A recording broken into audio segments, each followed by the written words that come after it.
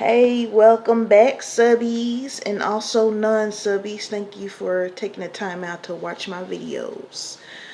Alright, so Amazon Prime is one of those streaming channels that I pay for every month, but I don't watch too much.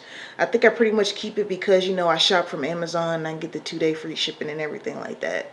Of course, Amazon Prime comes with it, right? So I see a new video with Snoop Dogg called the Underdoggs, right? And I'm not a huge sports fan, but a lot of times sports movies aren't just about sports. There's other things going on. So it's something everyone can watch, right? Everyone can enjoy. Okay, so even though there are children in this movie, this is not a children's movie, okay? Them kids are cussing up a storm. And I never could get used to it. Listen, I can't get with the whole kids cussing in front of adults, kids cussing at their parents in real life and on film. That's just not my thing. That was probably the only thing I didn't care for the movie, was the kids just cussing up a storm. It's not like it was one or two times. It was throughout the movie. Um, there's movies that have come out before where kids have cussed, but maybe it's my age and that I'm a parent, so maybe I'm looking at it differently. I don't know. So Snoop plays this, former football player with a big ego. He still has money and everything. He has a bad attitude and whatnot. He ends up having to do community service because he was flying out in the street, got into a wreck, right? So he was cleaning up in the park and ran across an ex-girlfriend from high school, and her son's in this little football team. They're the underdogs, right? I like to say this. I ain't never really been a huge fan of Snoop Dogg's acting. Much respect to him, but his acting was never up here to me. But he pleasantly surprised me with this movie. He did a really good job, like he did. It didn't sound like he was standing there reading cue cards. You know what I'm saying? So sometimes it takes you a little while to get into a certain craft. So I respect that. I definitely enjoyed his role in this movie, right? So with any sports movie, like I said, you're gonna have some other stuff going on. Like, these children are from the inner city. Um, you have some that are embarrassed because they where they live and what they got going on in their life and everything. You had a few can I call it cameos, guest stars. George Lopez. I forgot her name, but she's in a lot of stuff. Yeah, that really breaks it down. She's in a lot of stuff.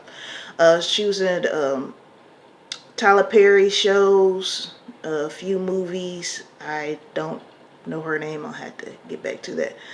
And was there somebody else? Oh yeah, somebody who I didn't know was in it is Mike Epps. His role was funny, and he's somebody else who I don't necessarily watch too much in the acting, but he was funny on this too. He played, I think, his cousin or brother or something.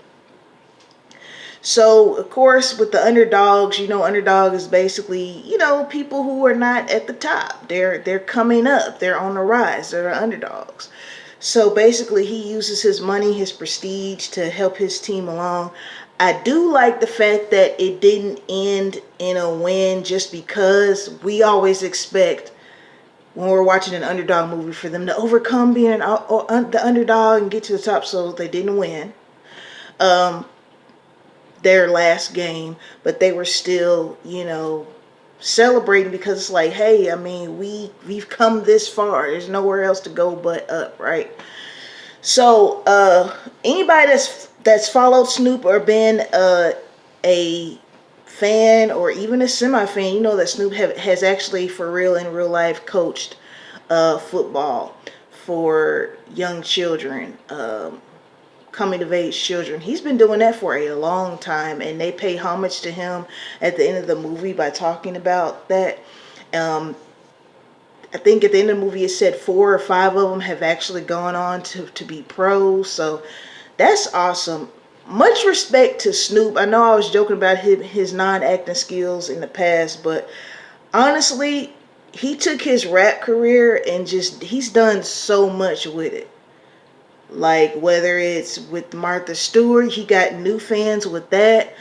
I remember maybe like 15 years ago, he had his little R&B thing going on. I like how